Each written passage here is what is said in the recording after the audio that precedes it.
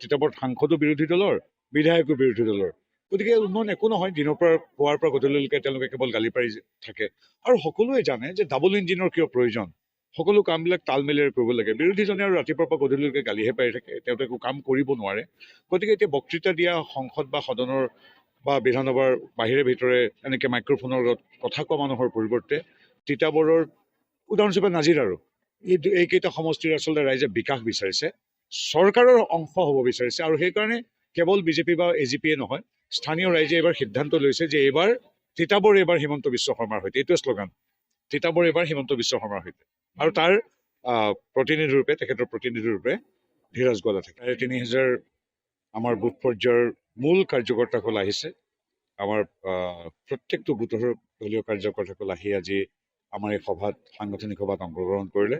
খুব সুন্দৰ অনুষ্ঠান। প্ৰত্যেকে সংকল্প লৈ গৈছে যে এইবাৰ তিতাবৰবাসী ৰাইজ এইবাৰ চৰকাৰৰ সৈতে থাকিব, হিমন্ত বিশ্ব শৰ্মাদেৱৰ সৈতে থাকিব। আৰু সেইকাৰণেই নৰেন্দ্ৰ মোদী তথা হিমন্ত বিশ্ব শৰ্মাৰ প্ৰতিনিধিৰূপে, ভাৰতীয় জনতা পাৰ্টীৰ মিত্ৰজোঁটৰ প্ৰতিনিধিৰূপে ধীৰাজ গোৱালাক বিপুল ভোটত বিজয়ী সাব্যস্ত কৰিবলৈ আজি আমাৰ সমবেত সকলো লোক সংকল্পবদ্ধ হৈছে। এইটোৱে আটাইতকৈ খুব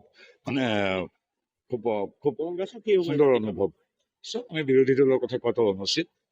কংগ্ৰেছৰ দলৰ এগৰাকী প্ৰাৰ্থী আছে, গতিকে তেওঁৰ প্ৰতি শুভেচ্ছা আছে। কিন্তু এইটো এটা স্পষ্ট, আপোনালোকে স্থানীয় সাংবাদিক সকলোৱে জানে যে আমাৰ কাষতে থকা যোৰহাট, গোলাঘাট, দেৰগাঁও বা মৰিয়নি সমষ্টি আন্তঃগাঁথনি বিকাশৰ ক্ষেত্ৰত কেনেধৰণে আগুৱাই গৈছে। তাৰ বিপৰীতে ঐতিহ্যমণ্ডিত তিতাবৰ একেবাৰে পিছুৱাই গৈছে।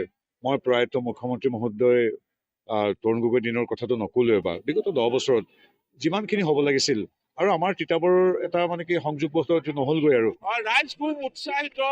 2026ত প্ৰথমবাৰৰ কাৰণে তিতাবৰত বিজেপি বিজয় ধ্বজা উৰিব, উন্নয়নৰ পথত যাব তিতাবৰ। তাৰ কাৰণে সকলোৰে আশাবাদী, খুব উৎসাহিত।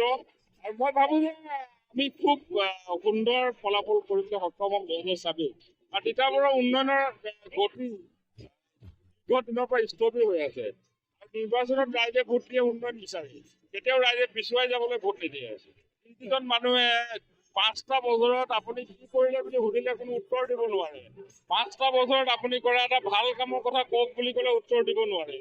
এতিয়া তেওঁলোকে অদ্ভুত কিছুমান পৰিকল্পনাৰে জাতিবাদৰ নাম লৈ তেওঁলোকে ৰাজনীতি কৰি তেওঁলোকে আকৌ আসনত বহিব বুলি বিচাৰিছে।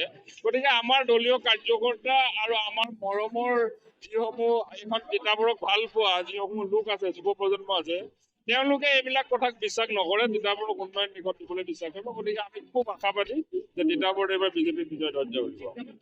তিতাবৰত মই আজিয়ে কৈছো যে দ্বিতীয় স্থানত কংগ্ৰেছৰ প্ৰাৰ্থীগৰাকী থাকিব, আৰু তৃতীয় স্থানত 5টা বছৰ একো কাম নকৰা ফাঁকিবাজজন থাকিব।